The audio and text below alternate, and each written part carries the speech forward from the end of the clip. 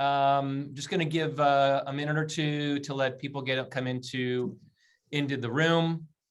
And I've got your cameras and your audio turned off, so please do not turn those on. We are going to after we get through the presentation, we are going to have a conversation and allow everybody to kind of come on camera and talk about the wine. You know, if you were able to source a bottle of Jumilla, we're going to let you talk through that as well. So just see. Also in your chat box, just a little housekeeping kind of things. I see Marnie has put in there what they're drinking, so feel free to do the same. And make sure that when you have your chat box open at the very bottom, the little blue box, make sure it says everyone on there. It should default to that in the meeting format here, but that way everybody gets a chance to see what you're typing in. And if you have any questions throughout the presentation, go ahead and drop them in the chat box. And then when Carolina is done, we'll address those questions as well. Now, I know that we're recording this, so if anybody has to drop out early, we're also going to post it in a couple of places, so you guys could rewatch it or finish watching it, or share it with other people as well. I'm going to go ahead and get us started here. Again, welcome. Thank you so much for joining us, and I want to thank the region of Jumilla for reaching out to me and, you know, for us collaborating to put this on. I was very fortunate last September to spend a few days in the region and visited a number of amazing producers. And as a matter of fact, I figured, you know, you can't start a wine call without a glass of wine. So right now I have the Olivares Rosado. And I remember this quite well because we actually sat out under the trees at a picnic table and tasted through their wines. I love this rosé. It's just really light, fresh. It's 100% Garnacha. It's so easy to drink, and it's one of those things where in about 30 minutes you might have already put the bottle away. So for me, it's like drinking Kool-Aid. It's that tasty. So salud as we get started. I want to introduce a couple of our guests that are with us here. I am very honored to have Carolina Martinez with us here. Carolina is the Secretary General of the Consejo Regulador of DO Jumilla. And some of you might recognize her because last year we did an Instagram Live, and she and our other guest, April Cullum, were in the vineyards out in Jumilla. And then, of course, we've got April here, and April is the U.S. Media and Trade Relations Director for the region. April lives part of the year in southern Spain and part of the year in New York. So we have a really cool presentation for you guys here today. Carolina's gonna share with you guys. April and I are going to go off camera, so that way you guys can you don't have to worry about paying attention to us. And then I'm going to let Carolina go ahead and get going from here. And again, if you have any questions, please drop them into the chat box, and we will get to those soon. Carolina, I'll turn it over to you. Thank you, Rick. Hi everyone. This is Carolina from the Consejo Regulador, which is the Association of Producers and Wine Growers, sorry, here in Jumilla. We represent the Jumilla brand, and our mission is to promote Jumilla wines and, of course, to certify the origin and the quality standards of Jumilla wines. So again, hi everyone. I hope we have a nice seminar today. I can't find a better excuse to be with you and talk about Jumilla. And while I also going to pour a glass of wine and enjoy it while I talk to you about Jumilla. Salud, and let's get it started with. We are located in eastern Spain, as you can see here in the map, in the smaller map. We are close to the Mediterranean, only 60 miles away from the coast. And Jumilla sits on a high plateau that is located between the sea, the Mediterranean Sea, and the La Mancha plain that most of you, I'm sure you know about. So here we find very unique conditions for growing vines and for producing wines. And I hope I can tell you a little better about this during this seminar. Jumilla is a town, a region composed of 7 towns. Jumilla town gives the region the name. And in this picture, you can see the bush vines in typical landscape of Jumilla in winter. At the back of the picture, you can see the Jumilla castle that dates back from the Middle Ages, when the Muslims were in power here in Spain. So we're talking about the 11th century, around that time. So this picture shows us that Jumilla has a long tradition of vines and vineyards and winemaking. There have been some archaeological remains that were found very close to Jumilla town. It's especially this grape seeds, Vitis vinifera, grape seeds that were found in a settlement here close to Jumilla that date back from 3000 before Christ. So this gives us the idea that vine growing vineyards have been producing grapes and therefore winemaking for over 5 millennia. So this gives us the idea that Jumilla has a very long history in terms of winemaking. The pillars around this presentation are shown here. Tradition, which I was just talking about, terroir, landscape, the human factor, of course, always important when we talk about wine. And the last item is monastrell, also known as Mourvedre in the world, and which is our very indigenous grape, and that makes over 70% of the vineyard in Jumilla. So as I was saying, Jumilla has a very long tradition of wine making. Several civilizations have been living here in Jumilla. Prior to the Romans, we had the Iberian people, then the Romans, then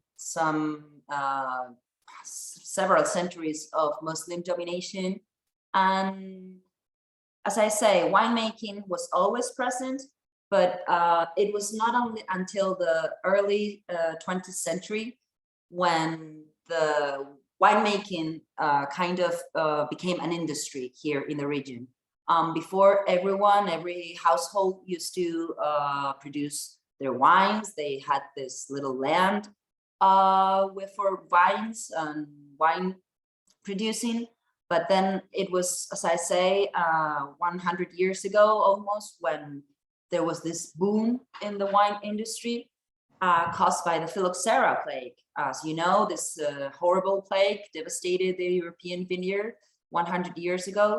But for many reasons, but especially environmental reasons, in Jumilla, this plague didn't really cause much problem.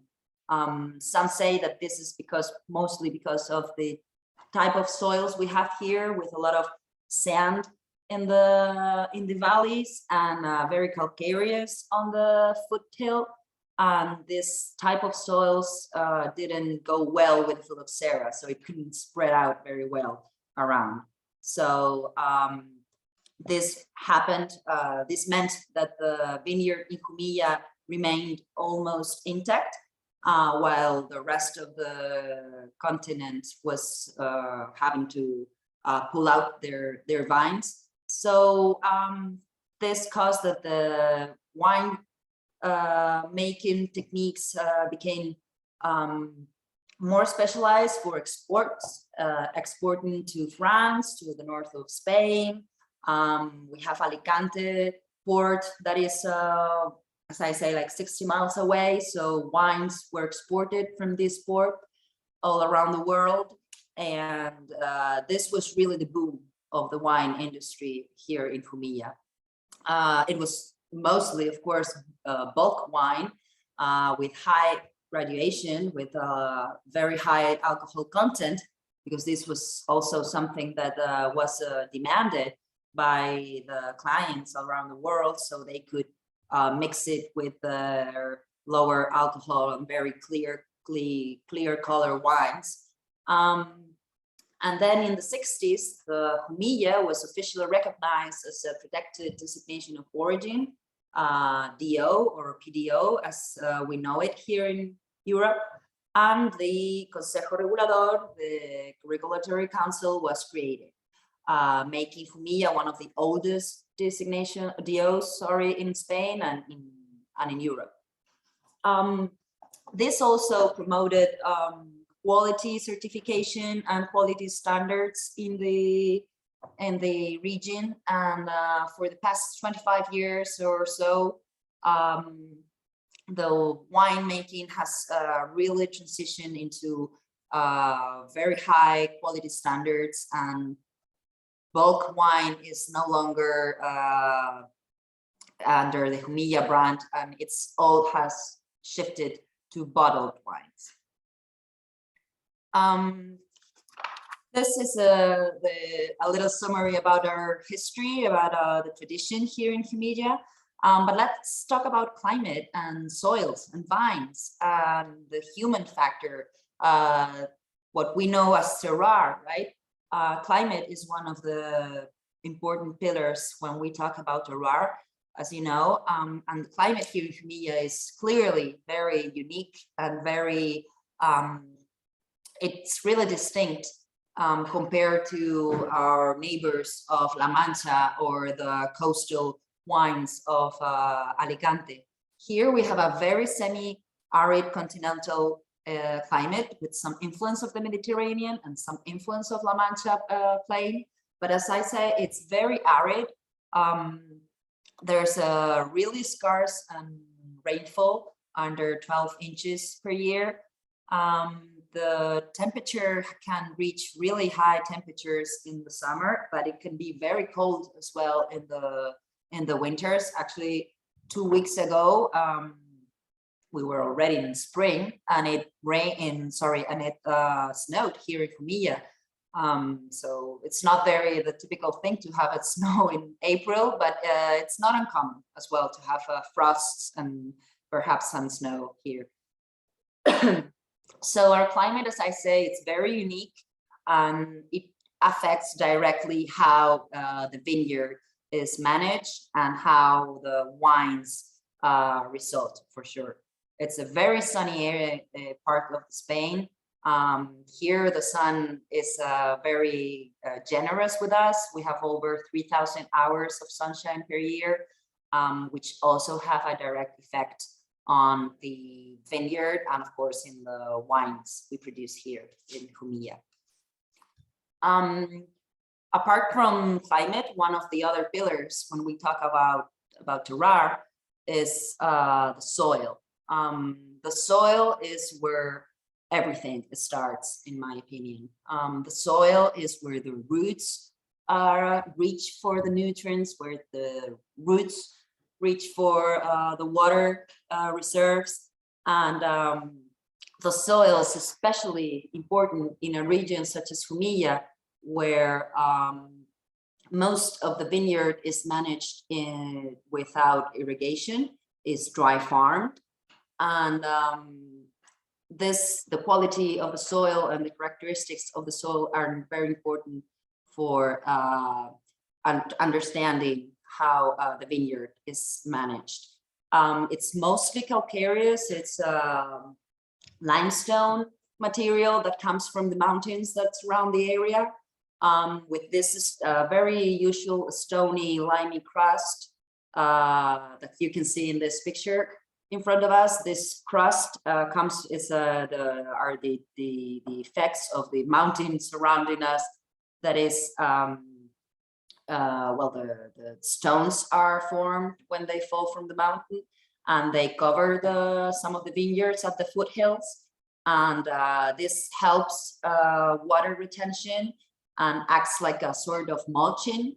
You know, most of you maybe know about mulching and about maybe natural prairies in some vineyards. But here, with such scarce rainfall, this stony layer of that we have really helps the water be retained for the long periods of droughts that we have during the summer times. This picture is also very correct. Well, it's a good proof of what I'm talking about, these stones covering the layer. Here, this is a picture of more of a valley area, more sandy, and with more content of clay as well, but you can see the mountains all around it that are of limestone material. As I was saying before, most of Jumilla's surface is traditional bush vine landscape. No irrigation is the typical norm in here in Jumilla. And of course, giving very, very low yields, under 5 pounds per bush vine. These conditions are ideal for organic farming. The types of soils, the climate we have, the bush vine management of the grapes, of the vines, sorry, make just that no need for pesticides, because the plagues are not a prevailing problem here in Jumilla. As I said before, this is a very arid area, so the humidity doesn't really provoke any problems for the plagues and for plague problems, sorry. And there's also very wind conditions, strong wind conditions, that especially in the summer when the vegetation is at its full and the grapes are, you know, getting ready for harvest. These winds, as you can see, the windmills at the back of this picture, these conditions, they all help that organic farming is the norm here, and we have a huge amount of this surface in Jumilla certified organic. Landscape is also one of the, let's say, the pillars of terroir as well. And well, I already commented this, that we are located in a transition area between the Mediterranean and La Mancha plain. And the unique landscape that this region has, it affects directly the vine and of course the end product, that is the wine. The wide valleys where the vineyard is located, or the foothill of the mountain ranges that surround the area. The absence of water courses. This is a very arid area again, as I said. So water courses are always dry unless there is a heavy rainfall period. And all the landscape that we see apart from these mountains, these valleys, is very Mediterranean. It's the typical Mediterranean crops such as olive and almond trees, and of course the natural Mediterranean herbs such as rosemary, thyme, or oregano, and of course pine trees and some sort of Mediterranean bushes.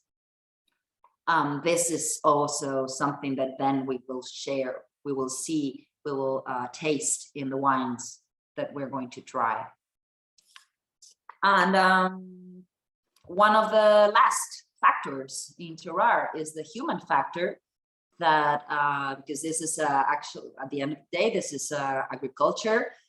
This is not grapes have to be taken care of. They have to be nurtured by the human factor, and I want to highlight the great job that growers do in Jumilla, because as I said, conditions are hard. Yields are low, so they have to really work hard to make the most of the grapes they cultivate. Of course, then there's the job of wineries and our sellers, us, the Consejo Regulador, trying to keep an eye on everything, and not only promotion, but of course quality. And this all makes the perfect also recipe for having a great wine route here in Jumilla.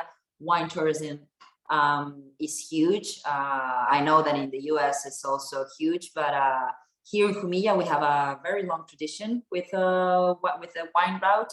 It's one of the oldest in Spain, and well, Rick and April have visited Jumilla, and they have tasted our gastronomy, and they have walked around our landscape, and well, I think they know what I mean when I say that this is a very nice area to visit and to have great wines. And I don't want to bore you guys, so let's just talk about Monastrell if you want for to end this short presentation, and before then we can hear some of your thoughts, Rick's comments of course. So yeah, let's talk about Monastrell. I'm also having a Monastrell wine here with you, 100% Monastrell, from the dry farm area in the north of Jumilla.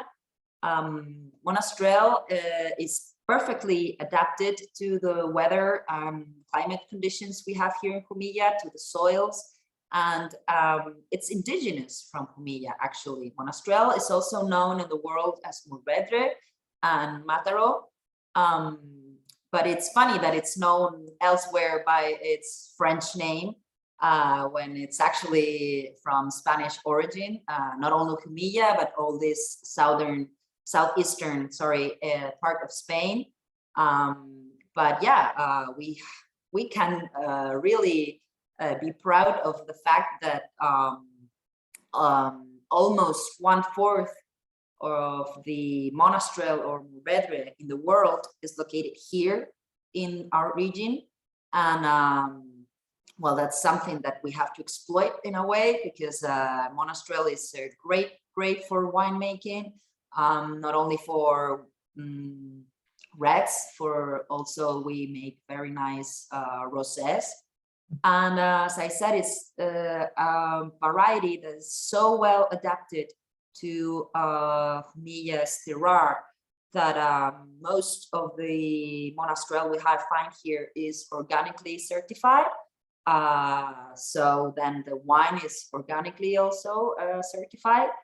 And then, well, we can say that we're at a very special place for organics here in Jumilla. Sustainability is one of the keys in our region, and here in the Consejo Regulador, we're really working together with sellers and with growers to try to understand more of the sustainability different angles, not only the environmental, the social, and the economic aspects of sustainability, and organic is of course one of them. Sorry, yeah, Rick. No, I was going to say, I wanted to jump in on a couple of things that you mentioned. Yeah, go ahead, please. Because it's one of my students know this because they listen to me when I teach about it. And it's when you said that, you know, most people in the world know the grape as Mourvedre, but it's a Spanish grape. And so I'm all about taking Spanish grapes back from the French and and letting everybody know that they're from Spain. And so, you know, one of the things that I thought was interesting too, and when I visited with April last year, and we're talking about organic wines, is that 70% of the vineyards are certified, but there is an even a larger percentage that are actually worked organically as well, because they're in the midst of the certification process. Exactly. So, and if I, correct me if I'm wrong, Carolina, but Jumilla is has one of the highest concentrations of organic vineyards of anywhere in Spain. Absolutely true. If we're not already 100% organic, is because, as you said, there's some surface that is under, the transition period that we have here at least here in under European regulations to be properly certified.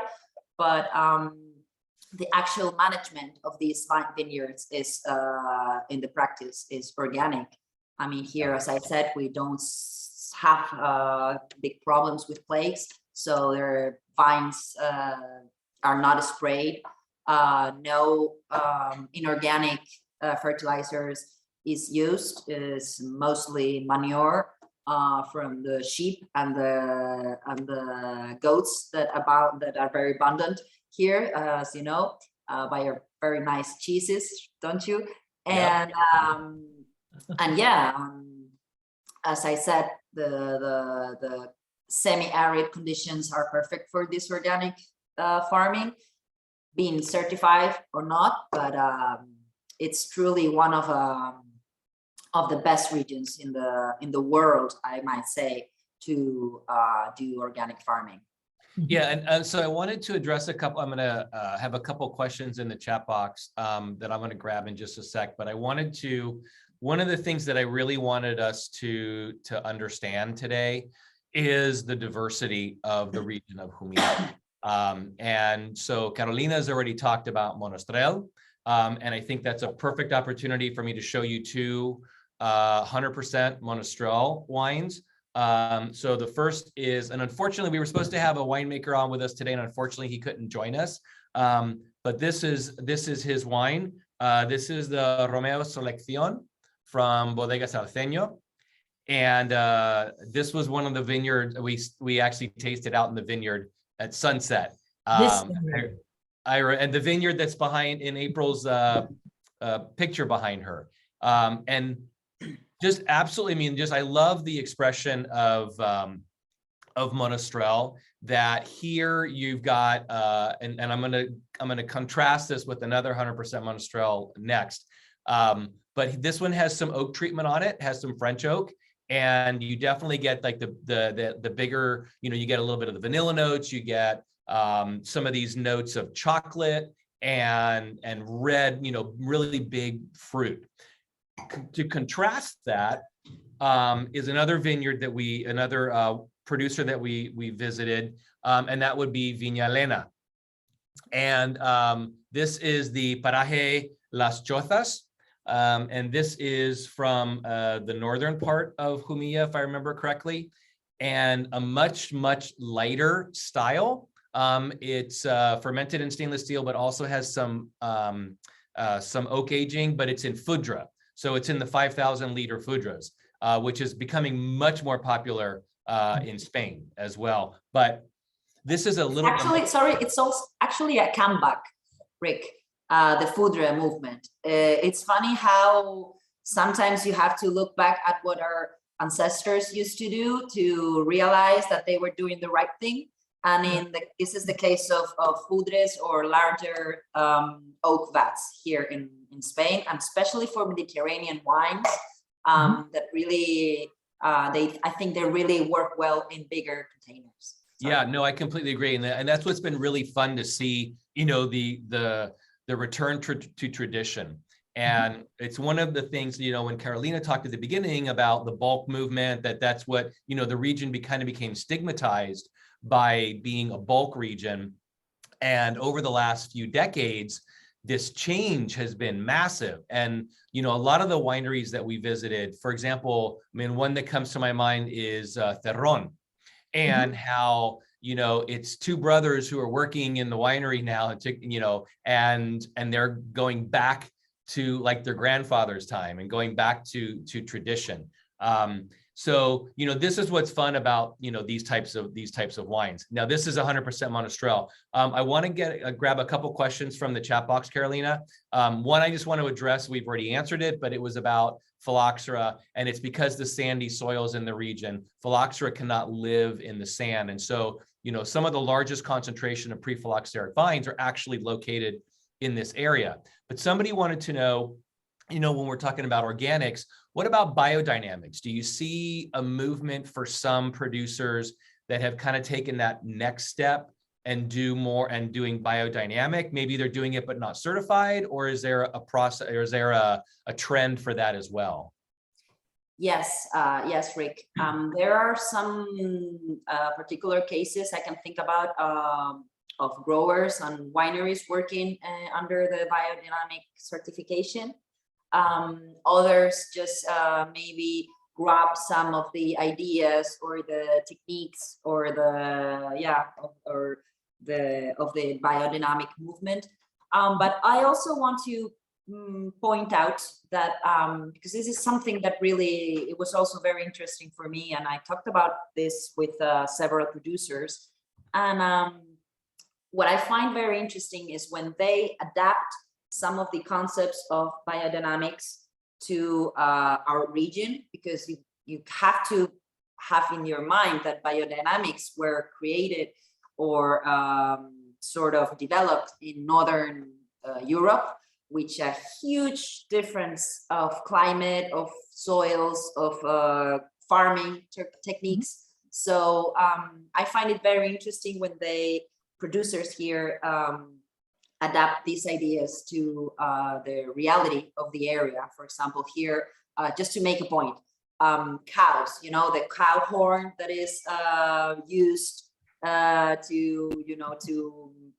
how do you say, to with the enhance manure, the property of the soils, fertilize the. So well, we don't have cows here in this area. I mean, poor things, they couldn't live here with the conditions we have. We have sheep and we have goats mostly. So this idea, for example, gives us an idea of how, we have to be in the mindset of Jumilla people and their reality.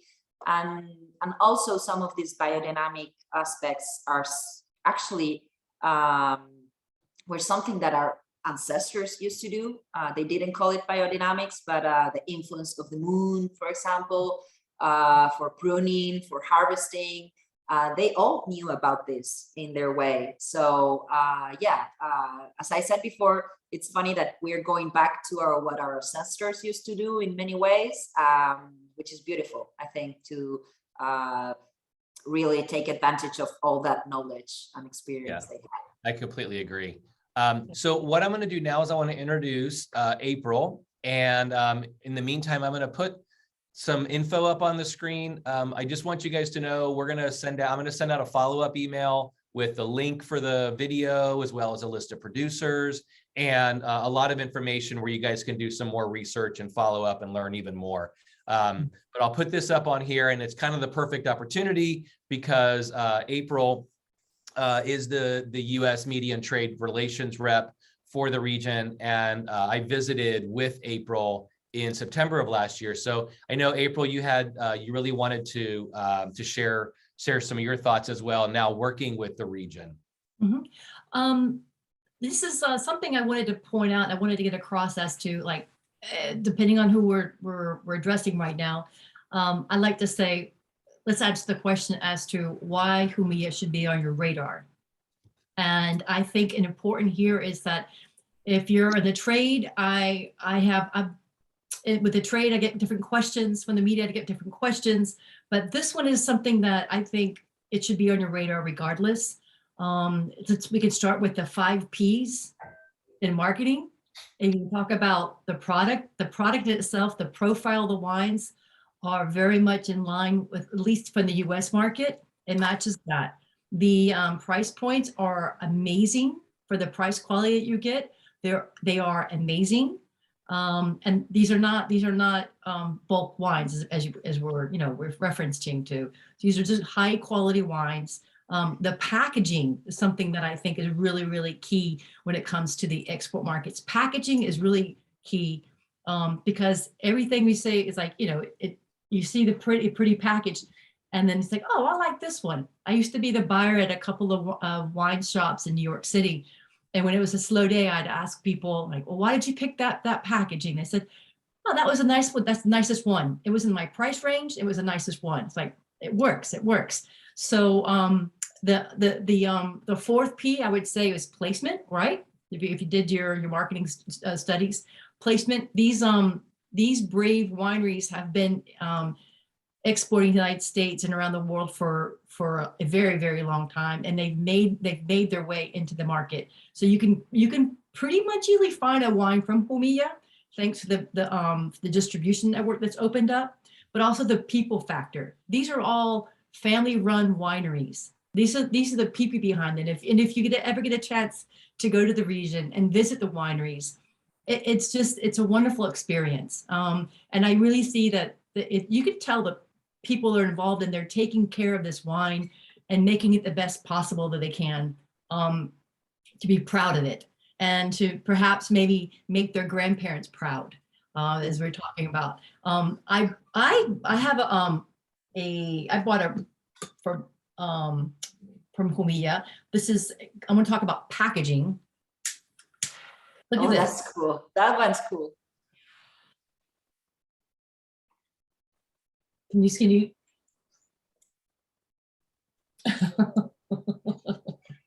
Yeah, so this is the wine from we were at Ego Bodegas. Yes. And so that you guys know, it's kind of hard to tell sometimes when you have a virtual background, but basically what it is, it's a black label, and it is heat proof.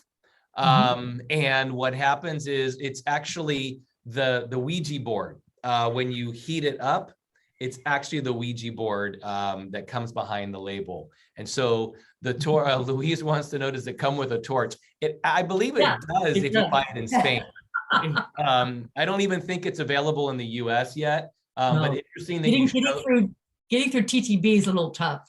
Yeah, exactly. But it was fascinating that I'd never seen anything like that. And this is kind of goes what she's talking about, where, I mean, this is just the incredible thought process that goes through some of these labels. I mean, now it's funny because I actually have another one of their wines that more people might be familiar with, the Goru brand.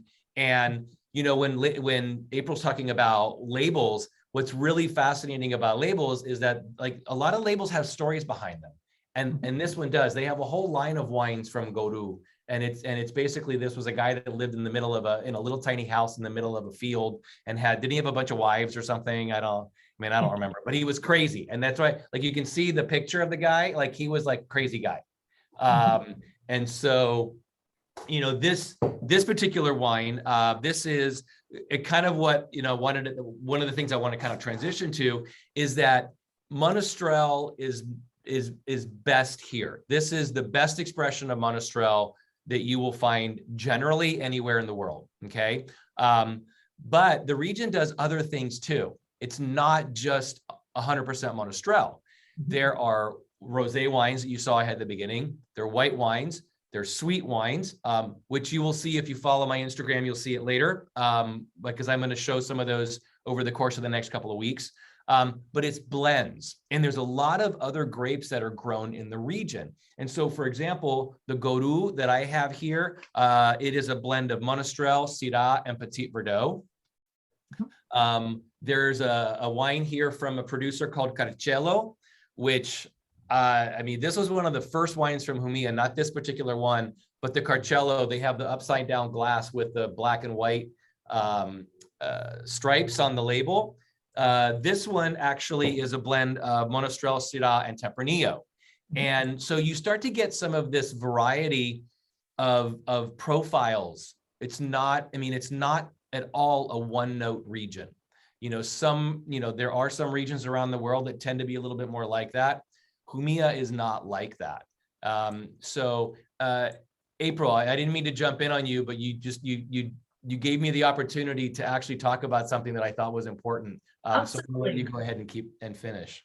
No, and along those lines, it's talking about different styles as well, right? that also lends to being very food friendly. So you can set the table with a white, a rosé, a light bodied red, then you go to a full bodied red with blends. I find Monastrell, apart from being very, very versatile, but it also plays nicely with other varietals. So you could get the red fruit, the dark fruit, and the beautiful blends, and then end with a dessert wine, which is the old vine Monastrell. So I think my probably food wines, but the things I really that I keep reading about and hearing feedback from both trade and the media is the fact that they focus on organics or being sustainable, the fact that the environment in itself lends it to being naturally organic.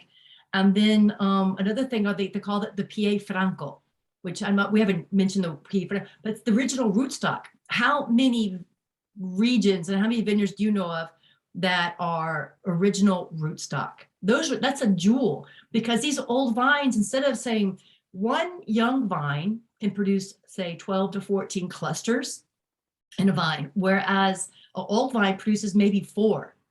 So there are fewer clusters, but more intensity goes into those clusters. And those berries are really thick-skinned and really, really concentrated and really intense. So you get just amazing quality. And I think, because of the PA Francos or the original rootstock, that's because they can be pre-phylloxera because of the sandy soils. So that's a lot right there to work with when it comes to whether being in the trade, having to have a story behind a wine. That's really important. If you're going to be a buyer one day, you need to know how to present the wine and tell the story. And then as for the media always needs a story to tell. And I think these are really solid topics that are relevant to the U.S. market. I think bringing up the PA Franco is a really good point. Somebody, Anthony on here, was asking about Casa Castillo, and Casa Castillo has, I know specifically, a PA Franco wine that is absolutely beautiful. It's absolutely spectacular. Mm-hmm. I don't have it here today. But what I wanted to do at this point, which I thought would be kind of fun, would be to just kind of open it up. And if somebody wants to share about a wine that they're drinking, please feel free to go ahead and pop on your camera and pop on your audio and kind of make this, and not that you're just you're sitting here watching us drink, even though for me it's still before noon, and I've already had rosé and 4 red wines. But I know some of you are in the US, and so I know that some of you are in the earlier side too. So please feel free if you want to pop on. I see Louise is with us. Of course. Hi, everyone. I'm in Ottawa, Canada, and we don't have a huge selection of Jumilla, but I was happy to see that I was able to source the same one, the El Guru, but I didn't open this one because it was a blend and I really wanted to get the full Monastrell experience. So I went for this one, the Honoro Vera from, that's from Bodegas Juan. Do you say Gil or Gil? Juan Gil. Juan Gil. Okay. And in Canada, it sells for $14.95. So that's $11.76 US or almost 11 euros. So, we usually pay our good quality one around $20 in Canada. So you never know what to expect at this price range. But I'm totally impressed with this wine. It's super fruit forward. There's beautiful aromas of dark cherry, plum, and raspberry. I even got some like orange zest. There's something very zesty and very bright about this wine. And something that really surprises me, and it's dangerously well integrated. The alcohol is 14.5. You don't feel it at all. There's not a little warmth towards the end. So it's can be a bit dangerous to drink this wine, and it drinks really, really easily. So I'm gonna buy this wine again, and really happy that I'm discovering a 100% Monastrell that is so good at this price point. I think that's a really good point too, Louise, is that the affordability of the wines from this region, the Rosado that I have here, I buy this in San Diego for about $8 US. Yeah. And I mean, a lot of people, there's a misconception about an inexpensive wine not being very good. And I think, your point, you just proved that. And I wanted to actually, so you talked about Juan Gil. So I actually have their Clio right here. And this is, so Juan Gil is big. They've got multiple projects and wineries. The El Nido project is a separate winery from the main facility, just down the hill. And they make two wines. They make the Clio and they make the El Nido. And this one is from 70% Monastrell, very old vine Monastrell, and the rest Cab. And then if I remember correctly, April, Carolina, correct me if I'm wrong, the El Nido is the opposite. Exactly. Yeah. It's 70 Cab, 30 Monastrell. This is like one of those iconic wines that, people around the world recognize from the Clio. And this one's about, I think, roughly $40 US. But I love that, you get to see these expressions even from the same producer in different projects, and they're making affordable wines for anybody that are quite good. And you just proved that, Louise. So thank you for sharing. I'm gonna call it Monastrell. It's easier to pronounce anyway, and it's indigenous to Spain, so we should call it Monastrell. Absolutely. Awesome. Yeah. I think Monastrell is actually a much more beautiful word than it is. I agree. Sounds beautiful. Yeah. So Sean, I see you on camera here. I assume you have something to share. Yes. Hi, Rick. Thanks for letting me attend. Yeah, appreciate it. Yeah, so I actually own a small Spanish import company in San Francisco called Porquedo Selections, and we're focused on like really small producers and family-owned businesses. And I just recently started importing to the West Coast this wine here, actually a series of wines from Viña Elena, from the Pacheco family. So this is a sort of a side project or a real personal project of Elena Pacheco. And it really, for me, for like all the things that I look for in the import portfolio, I only focus on Spain. And it just checks all the sort of the boxes for me, right? I'm always looking for organic farming. I'm looking for old vines in some of these cases, Pie Franco, folks that do native fermentations, that are usually using like a neutral oak or a foudre, and really, wines that have that sense of place. And this project really spoke to me in that they're taking different site areas, sometimes specific vineyard sites, in cases like this, just valley areas and parajes with various exposures and soil types, and just really showing what Monastrell can do from a single variety standpoint and really showcasing the terroir. So I'm excited to have these, and it's also super food friendly and delicious. So that helps. Yeah. For sure. Beautiful. That I've actually, I have to say, and thanks for sharing that, Sean.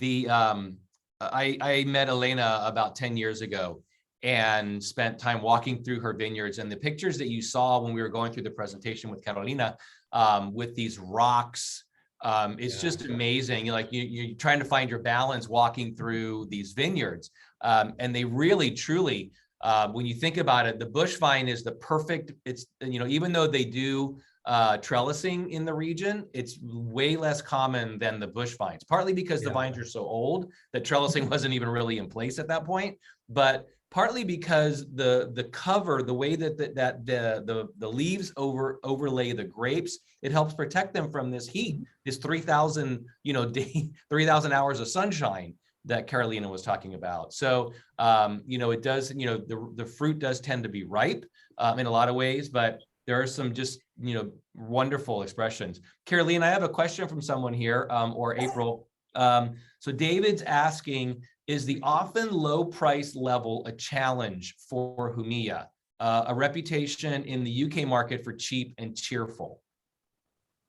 So how did, I mean, is that something that you guys struggle with because the wines tend to be less expensive, making people realize, like Louise did, that the quality is actually quite elevated? Or Well, I mean, I think the lower or the affordable price, let's say affordable price strategies that most of the wineries follow here, it's a commercial strategy. I don't know if it's easier to compete in the world, in the whole world of wines, with affordable prices or with higher prices.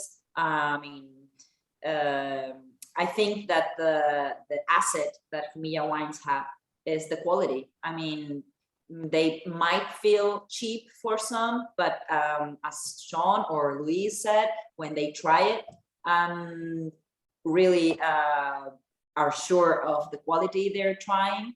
Well, these prejudgments that you could have, they just fall apart, right?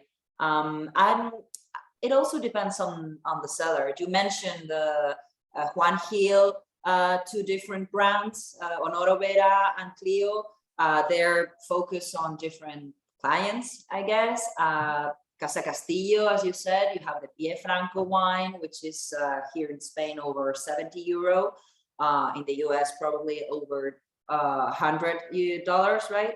And then you have the Monastrell Casa Castillo, which is roughly 10 euro wine here in Spain. So I don't know. I don't think it's a real challenge in a negative way. I mean, of course, I wish the sellers here could sell at higher prices, but I think at the end of the day is that they are sustainable economically, and that they're not selling these cheaper prices wines and not earning anything. So if it just works for them, it's good for the client, right? The other thing that I would add to that, David, the other thing I would add to that, David, is that the for people that are wanting to try something new, it's the price point is a much more attractive place for them to actually say, well, I'm not familiar with this region, versus it being a more expensive wine that tends to be more hand sold.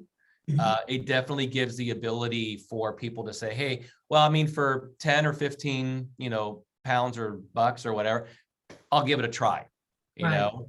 So I think that's helpful. You need entry levels wherever you are. You need an entry level to at least get, like you said, get their attention. So it's like, well, for $10 or $15 on the shelf, I'll give it a try. And you try that, and then of course the producer probably has a higher end. So you say, well, you know what, I really like this at, at $15. What's the next one up?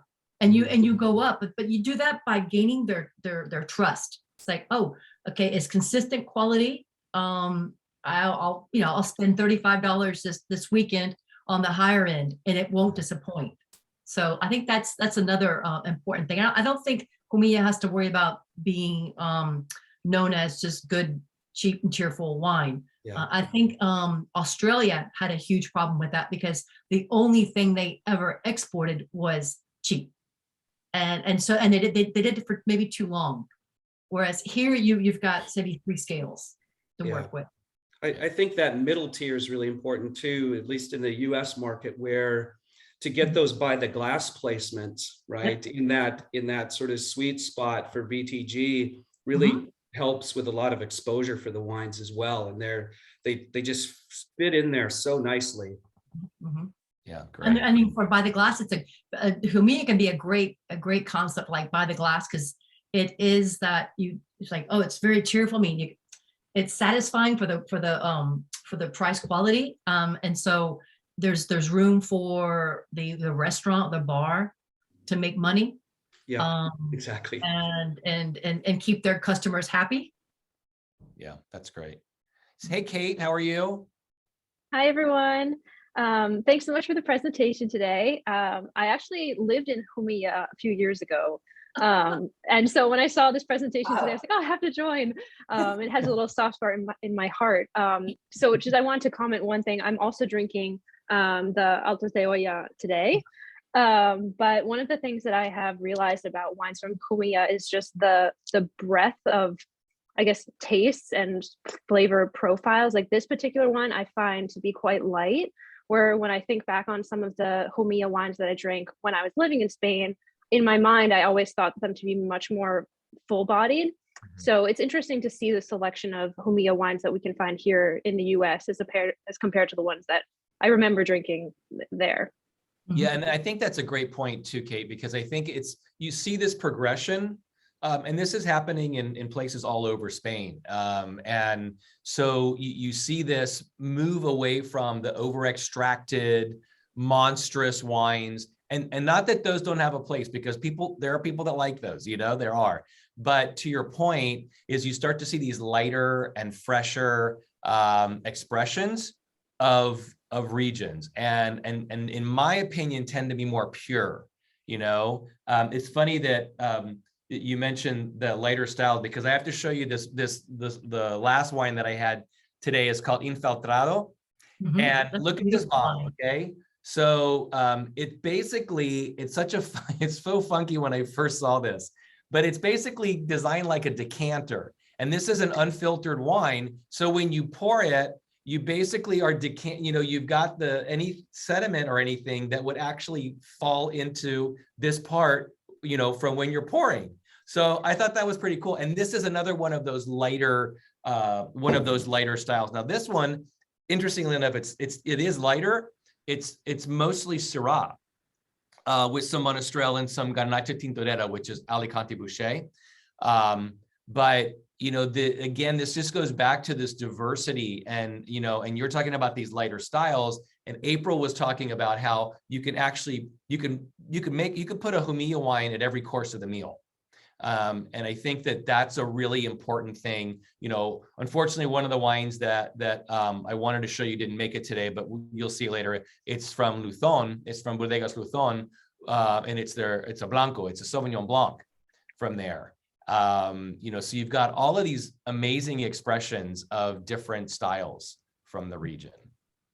So, David, did you have a wine you were drinking that you wanted to share?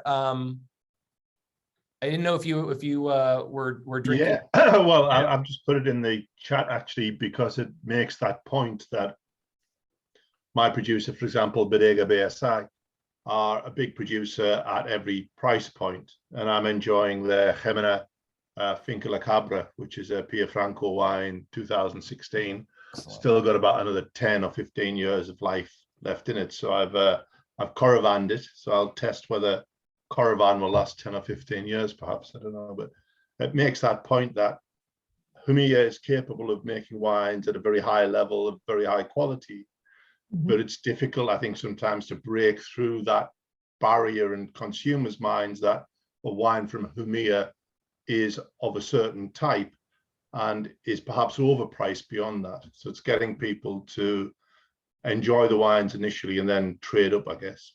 Yeah, no, I think that's a great point. And the fact that the quality in the region is just doing this. I mean, it is absolutely on the upswing. And, but I think it's doing things like this and introducing people maybe to something new that they weren't familiar with, and then spreading the word, because, people, you have friends, you have, people that listen to you, they you tell them you're drinking a delicious Jumilla and you paid, $14 for it, and they're drinking a, $35 California wine that's mediocre at best. I think that it sells itself at that point. So, well, we're at the top of the hour. I want to be respectful of everybody's time. I do want to ask April and Carolina, did you have any final comments before we finish today? Thank you, Rick. I think you guys went through all the, main aspects with your comments. I loved the comments Kate made that she lived here, and that you don't have always to have powerful, concentrated wines in Jumilla. You can have lighter style It depends on winemaking techniques and the vineyard management. And the projects here in Jumilla are really interesting. You have larger producers, smaller producers, family-run business. And I think, as April said, there's a wine for everyone for every point of the meal. So I hope you guys enjoy more Jumilla wines in the future. Thanks, Carolina. Yeah. April? If anyone's looking for any additional information, you can follow us on social at jumillawine, on Instagram and Facebook and Twitter, and on our website as well. We will be uploading more educational information on the site, so you can download that if you ever need anything, or simply reach out to me. Happy to answer your questions. Super. Well, thank you, ladies, for taking the time. I know it's hitting 9 o'clock in Spain right now, but thank you for joining us on a Saturday evening.